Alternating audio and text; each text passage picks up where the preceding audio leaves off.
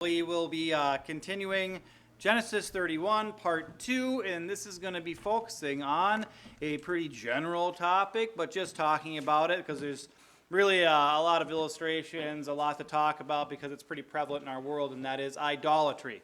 Okay, and we're getting a portion of the story where we're dealing with a little bit of idolatry here. And there's other things in this story that contain lessons, but I just wanted to focus on that part. We'll be getting through the rest of the whole chapter. And we'll be starting at verse 30 in chapter 31.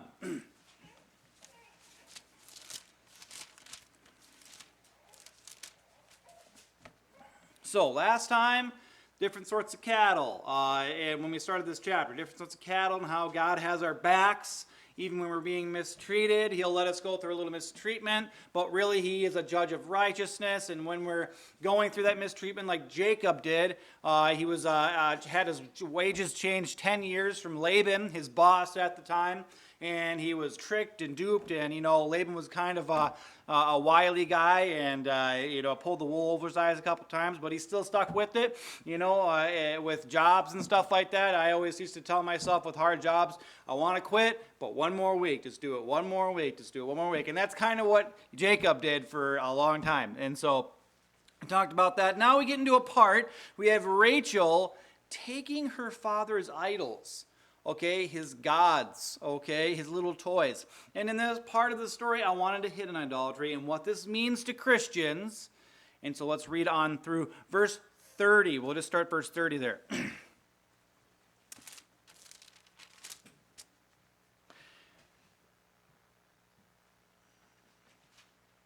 Yeah, this is where Laban has caught up with Jacob, right? And he's kind of interrogating Jacob right now because he took the daughters, Leah, and all the cattle and stuff like that, and he just kind of left without saying goodbye, and he's chasing him down. Verse 30, and now though thou wouldest needs be gone, because thou sore longest after thy father's house, Laban is talking to Jacob right now, yet wherefore hast thou stolen my gods?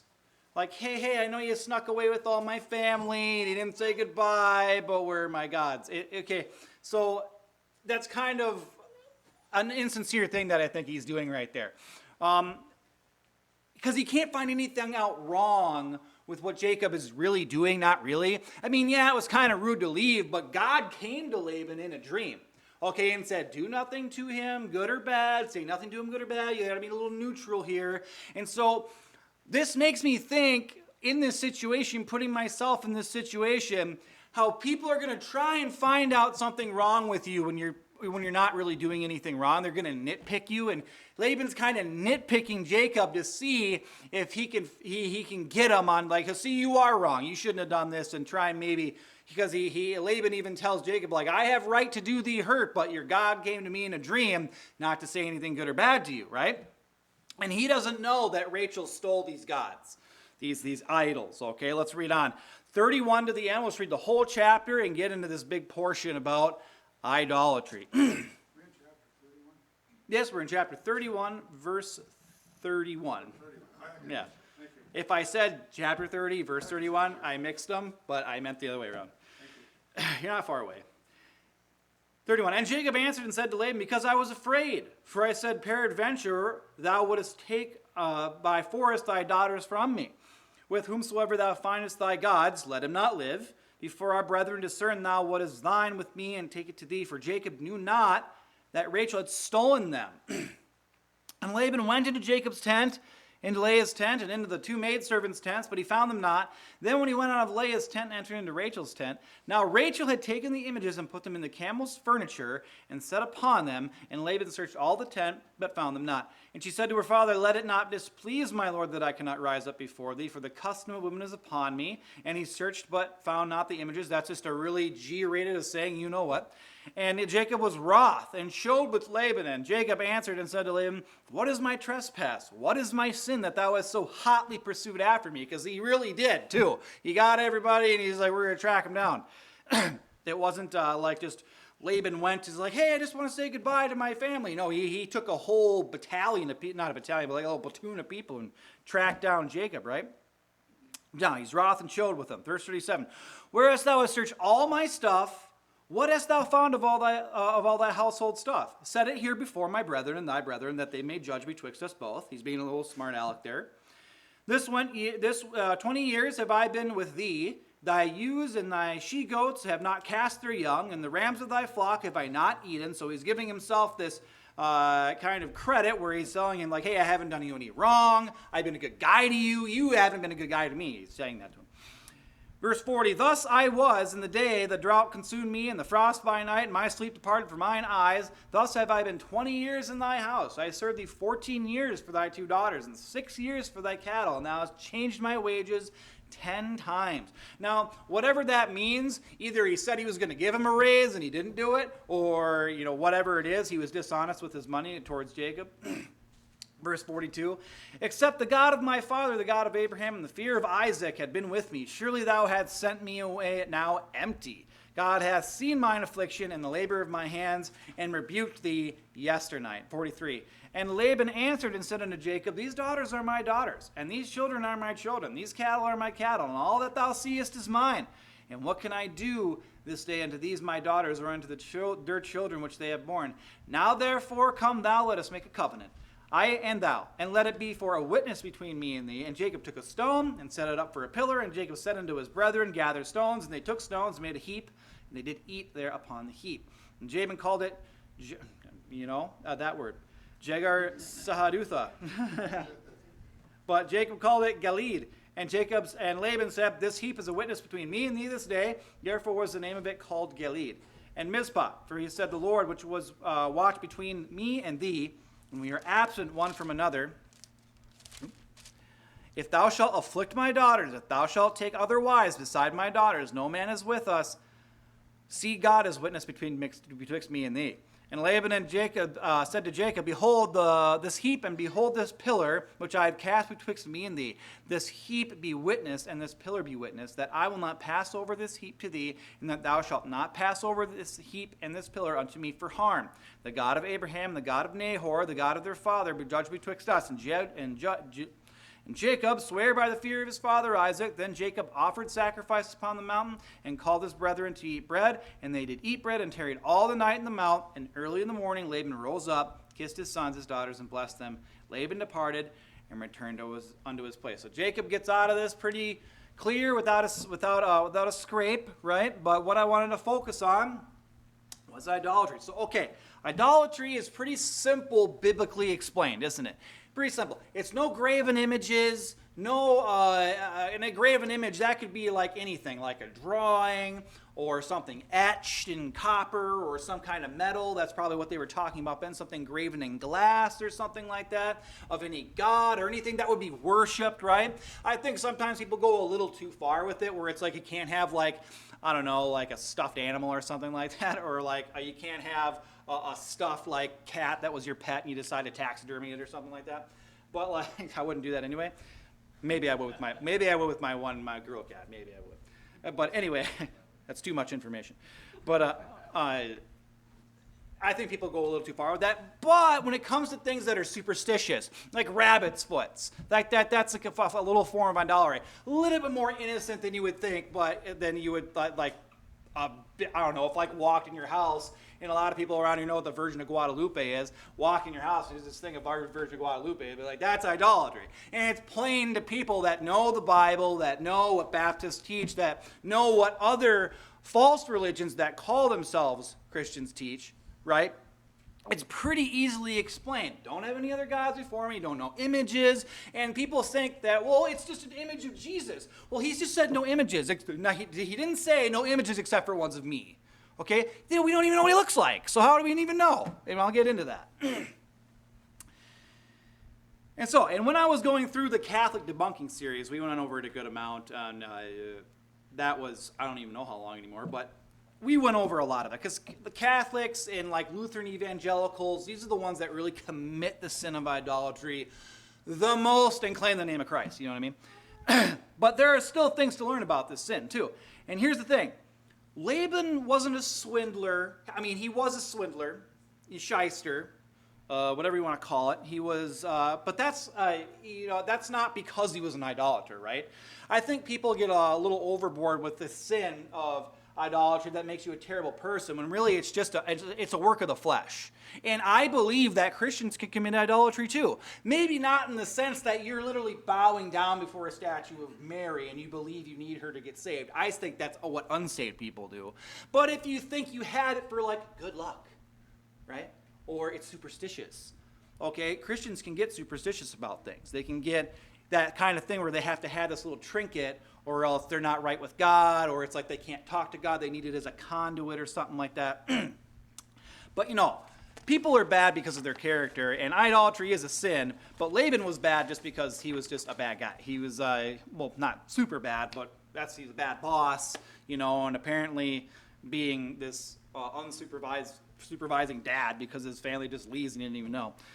But almost everyone commits the sin of idolatry. Colossians 3:5 says this, mortify the members which are upon the earth, fornication, uncleanness, inordinate affection, evil concupiscence, covetousness, which is idolatry. Okay? For which things sake the wrath of God cometh on the children of disobedience, in which you also walked sometime when you lived in them, but now put off all these. So according to Colossians 3:5, covetousness, or wanting something that isn't yours, envying something that isn't yours. Maybe it was a car, a house, a wife. It says not to covet your neighbor's wife, right? That happens. Well, coveting is a form of idolatry. It really is. And in the Bible, and I believe it's in 1 Corinthians or 2 Corinthians 5, Paul lists things that can get you excommunicated from church, and covetousness and idolatry are two of the things in there that are found to get you excommunicated if you're an unrepentant person that's doing those things. And it's something that saved and unsaved people alike commit. Another thing about idolatry is that we tend to focus on the type of idolatry that is like Laban's. Okay, it's like like I said, the statues, the graven images. And the Bible says that, they have ears, but they don't hear. They have mouths, they don't talk. They have all these things that they paint on them, but none of them work. And those who make them are like unto them. They're deaf, they're blind, they don't talk.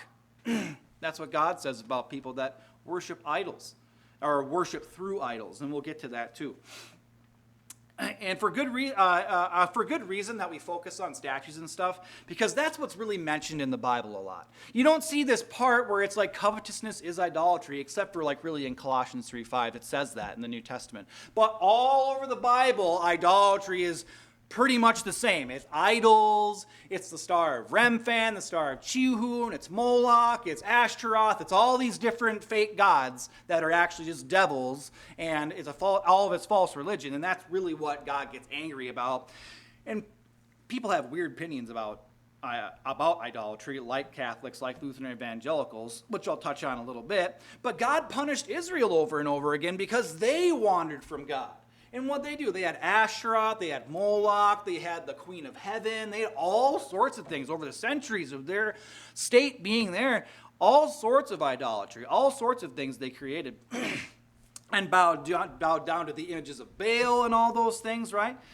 That's pretty much all over the Bible, not really the covetous thing, and that's why I'm going to focus on the statue thing about this. And, according to many sects of so-called Christianity, what do they say about idolatry and bowing to statues and stuff like that? That, they bow to them, they venerate them, the images, the saints, Mary, etc., and they're just like, it's not idolatry. Like, then what is? Like, what is idolatry if what you're doing is not it? And they will tell you that an idol, that's not like, we don't think that's God. We don't think that idol is God. Congratulations, no one does. No idolatry nation thinks that little thing is God. Maybe some crazy kook, but no. They'll tell you the exact definition. Like, let's say Hindus. Hindus will tell you that the idol is not God. They believe that it's actual, whatever spiritual realm they believe in, that's where the God actually is. And the idol is a conduit. What's a conduit? A thing that channels something. You can go through it. A conduit is like a doorway, okay, where they can use a visual aid, and it helps them focus on the God so they can pray. And that is exactly what Catholics will tell you what they do. So why do Hindus and Catholics have the same definition of idolatry? Because it's textbook idolatry. That's what it is. It's the same thing. I know it's a scarecrow argument to tell you, well, we don't think the idol's actually God. Congratulations, no one does. No one thinks that. It's a trick. That's exactly what Catholics believe. All right, literally. So that's the textbook definition of idolatry. Now, why does God hate it? Right? Why does God hate an image of his son, and because you don't know what he looks like? Why does he hate an image of Mary and you're bowing down to it? Because didn't he love Mary? Didn't he love Jesus? Isn't it okay to have a picture of him? Maybe make up a picture of him and Joseph tossing the ball or something like that. And you just like, oh, this is just a picture of his dad and son playing or something like that. Or baby Jesus. Right? Why does God hate it? And the only reason that I always come to conclusion is that God says he wants us to worship him in truth and in spirit. Okay? Spirit because he is the invisible God. Okay? Spirit because spirit is eternal. The eternal things are unseen. The temporal things are seen and they perish away. Things which are eternal are unseen. Our faith in our hearts, okay, unseen. Those things that we have in our hearts, that new man that's inside there, that's typically unseen. Our prayers are typically, they can be within us most of the time.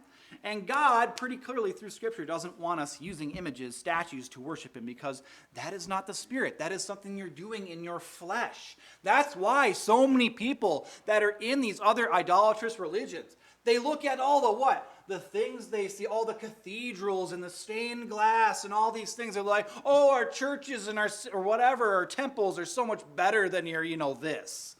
Ours are so much prettier. Why? Because they're addicted to the flesh. It has to appeal to their flesh or else they don't want it. Because they don't have it. They don't have the Spirit. They don't believe that you can talk to God through prayer and you don't need a visual aid like his son on a cross being, crucified.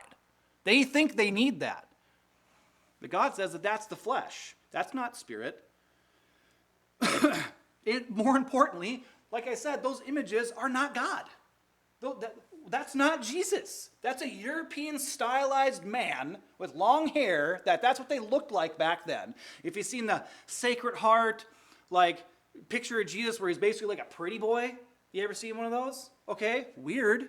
For one, weird. Okay, but that's not what he looked like. That's what Leonardo da Vinci looked like. And they're like, that's what he looked like. No one does. And God did that on purpose because then you'd make an image of him and worship him. Because that's the way we are. Just think if we actually had AI is trying to do it. This is what he looks like. He looks like a Neanderthal or something. And I'm like, man, AI, you just need to sit down. You just need to sit down. Okay, you're way off, okay? But that's the thing, is that's why we don't get a clear, distinct picture of God's face. He's a human being. A human man, 30-something years old. That's all you get. And they're like, why the long, I always wondered, why the long hair? Why? I don't understand. And I still am trying to figure that out. If anybody can tell me why they want to give him long hair all the time when the Bible says that long hair on a man is a sin, why are they trying to make him a sinner? Right? Now, walking in truth. We worship him in spirit, truth. Walking in truth is a type of worshiping of our God, isn't it? If we walk in truth. Now, we're not all perfect. We do our best. But walking in that truth, believing in truth, believing in the Bible, and trying to etch our path in life according to the Word of God, that is worshiping God in truth. When the preacher or the pastor was up here and you're listening to the preaching of the Word of God on wherever topic it is, and you're really focused, that is a type of worship of God. Why? Because you're giving credence and honor to his word, his eternal glory here, his word. And having a statue so you can have a visual aid is just a tacky, cheap way to worship too. It's tacky. Those little gift shop Jesuses? I had someone that was at Paul's, he left to go train to be a pastor. And you know what he did to everybody? Gave us all a little rubber stamp little Jesus. I'm like, great. He's going to be trained. Awesome. He'll probably, you're the best. I don't even know what kind of classes they're going. They're probably just playing volleyball and softball. Like, you're a pastor now. But the thing is, here's the thing I really don't like about these tacky little stupid things, is they make Jesus look foolish. He's like, hey, bro. He's the God of the universe, the consuming fire. His eyes are a flame of fire, and his feet are like polished molten brass, okay? That's the Jesus that we worship, not this, hey, buddy, hey, are you in the club right now? Let me come on in there. It's ridiculous. Or just a smiling, like, ooh, Jesus. Like, it makes it look foolish, and it's blasphemous. Or even just like a big golden statue. It's in Brazil. What town is that? São Paulo or something like that? Rio de Janeiro. I think. She right? Anybody? I don't know. It's a thing that's like this, big, huge statue. It's huge. I mean, you're supposed to see it when you're like coming in from the coast and whatnot. Like, what's so bad about that? That's giving him honor. No, it's giving honor to your vanity. That's what it is. Look at what we built. It's the same thing as Nebuchadnezzar building an image of himself. It's no different. It's just for vanity. For vanity's sake. We're supposed to worship him. He's an invisible God. You don't know what he looks like. You don't know. I don't care if you build a statue that's taller than every mountain. That's just your vanity and your pride that you're just giving an idol to. But what about the ark? Okay? The Ark of the Covenant. Well, that had cherubims on it. Oh. And the tabernacle, that had little etched cherubims in it. Oh. And they'll use that excuse, right? Be like, oh, the ark had cherubim, Well, here's the big, stark, drastic difference about that is God commanded them to literally do that and gave them blueprints on how to do that. It wasn't just something that someone came up with their head like, hey, let's do this, because every time they do that, Aaron throws metal in and calves come out, and then they're worshiping calves, okay? That's what happens when they come up with an idol. No, this is something that actually is a pattern of what's in heaven, and God literally sent an order to do this. And he gave them the blueprint. It wasn't something sinful that man came up with. Like, hey, let's make an image of Jesus. They never told him to do that. God didn't permit that. He doesn't permit, he doesn't permit a statue of his crucified son or his mom or a stepdad or a picture of baby Jesus. He doesn't permit that type of thing ever in the Bible. And like how about the serpent in the wilderness, the brazen serpent, that they looked and lived, right? They got bit by all those fiery serpents, and in order for them to live, they had to walk by the brazen serpent, look at it, and they'd live. A picture of Jesus becoming sin on the cross for us. That wasn't something that Israel just decided to make. God told them to do that. It was commanded straight from God to build that. And then what happened? Well, in the days of Jehoshaphat, it was torn down because people were bowing and worshiping to it. So that wasn't the purpose for it, was it? It was to look and live and then go.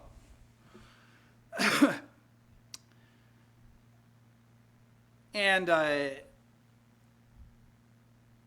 they were worshiping it, venerating it. That's one of those words, okay? Whatever excusable term that, to make it sound like it's not what it actually is, full-blown idolatry.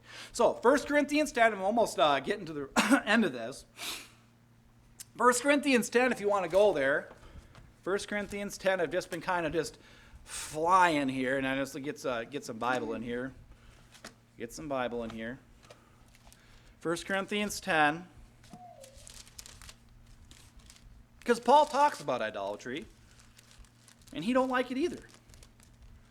He's not telling anybody or permitting anybody to build a statue or an image or anything like that of a Jesus of any kind.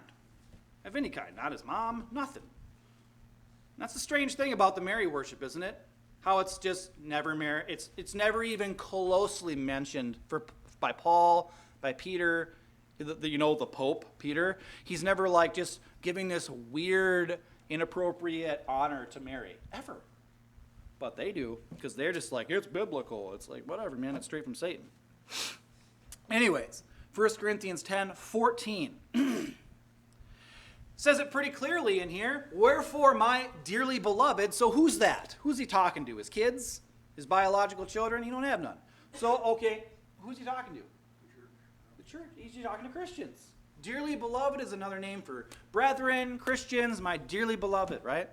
The people that he's talking to. Wherefore, my dearly beloved, flee from idolatry. So he's talking to Christians that have the ability to commit this sin. right? They have the ability to do this. And Paul says further on in the chapter, let me just try and find it. Wise men. I'll just read it here. He says, but I say that the things which the Gentiles sacrifice, they sacrifice to devils, okay, and not to God. And I would not that you should have fellowship with devils, which is great advice. I would give anybody that advice. It's good stuff. So when you see those statues of so on, of even a Jesus, okay, that's a devil. And what better statue would a devil like to be in than a statue of Jesus? He's like, oh, they think I'm Jesus, whatever. I don't know exactly how a devil's psychology works, but. And really the big elephant in the room, well, one of them, is you bowing down before an image or statue, venerating it, praying through it, jingle-jangling in it, whatever you want to call it, and saying that if that's not idolatry, yeah, what's the big elephant in the room? What is? Well, we don't think that statue was actually God. We talked about that. No idolatrous nation, at least for the most part, thinks that the little tiny golden statue that's like just wood with gold plated on it, thinks that that's actually the God. They all say the same thing. It's a conduit.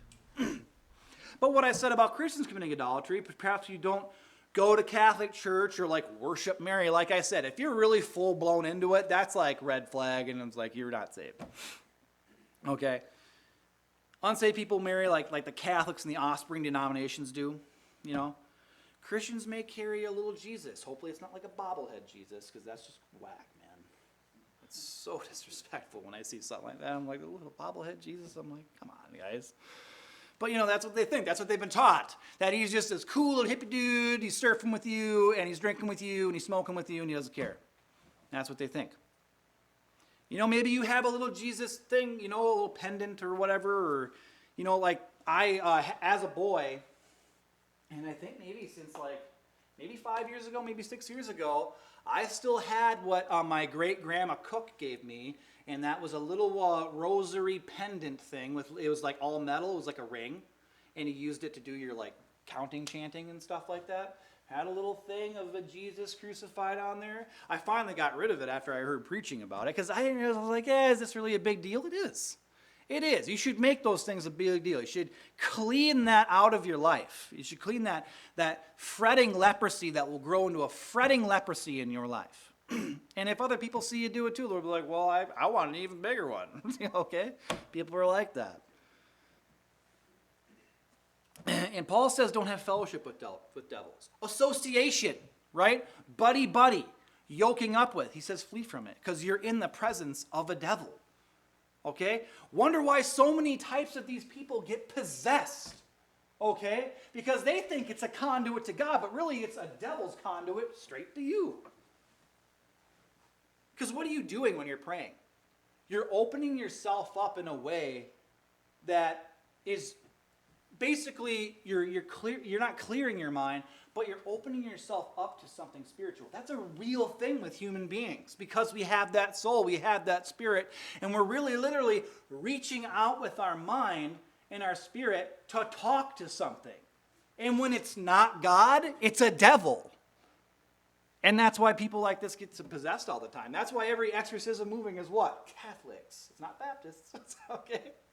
We're like, we don't know what's wrong with you people. Okay? We don't know what's going on.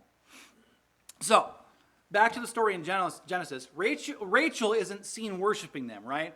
But Laban says they are his gods, okay? Those are my gods.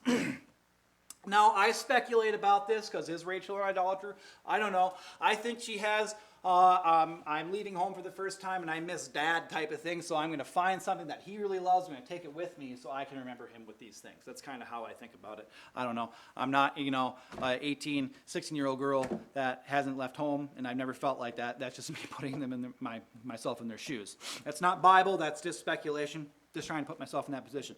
Young girl, first time leaving, home to not come back. And, maybe that's just something she's done. And I believe that there are Christians who perhaps go to church. They love God, and they are confused. Just ignorant, they haven't had much hard preaching on idolatry. Not all the T's have been crossed and all the I's have been dotted when it comes to it. And they think that, like I had a little while, like a long time ago, like a little pendant or something like that. And, they're used to fluffy preaching, cold hell, good sin, good devil type of stuff. And, they have a necklace with some crucified random dude on it, and they don't think it's bad. Now, it is sinful, but there are good people that do sinful things. I don't think everybody is just like, everybody that does that is just an awful person. But you got to remember, though, that idolatry gets you kicked out of church. That is a thing, just like covetousness does. You're going to be excommunicated from the church because it's a fretting leprosy. Anything that's a fretting leprosy, my friend. Okay, not every problem is just, kick out of church. No, it's something that is labeled in the Bible as something that's fretting. It's going to spread. That's what a fretting leprosy is. Remember in Leviticus, they talked about fretting leprosies and what we're supposed to do if it's in the house and the walls and the people? How separating them and stuff? Well, that's a picture of a problem in a church that's either going to spread really, really fast, or maybe it's just something that's just this person's personal problem, and they don't have to get kicked out of church. But idolatry, covetousness, drunkenness, fornication, and all those things like that are mentioned in 1 Corinthians 5, I believe it is, those are fretting leprosies that are going to spread. You got to get rid of them. And that's why idolatry, covetousness, man. You get somebody addicted to money coming in here, and they just get everybody else like, oh yeah, money. Oh yeah, woo. You don't want that in a church because it's a form of idolatry. If you're a big coveter, always wanting more, what's not yours, God considers that to be a sin bad enough to get kicked out of church, if not repentant, right? But nowadays in my home, there's no type of idolatry. Okay? Now, I'm sure we've all coveted before, and that's just something that's just part of really easy sin to do. You see something that you like and you want it, you don't have it, right? Maybe you get a little envy, but hopefully when those things come across your mind, they pass just as fast as they come to you. They just pass through you. Okay? Because it's just a part of being a sinful person that you're going to be a coveter. It's just like that. But I'm talking about it being a habitual thing. That's when it becomes a problem. Anyways, that's all I have for you. That's Genesis 31. A little bit of idolatry, a little bit of covetousness, a little bit of this and that. And so we'll be going on there next week. And like I said, I'm trying to complete my KJV series. It's just going to be 3 days, 3 Wednesdays, and that's going to be filled with good level 1 and level 2 information about why we use the King James Bible.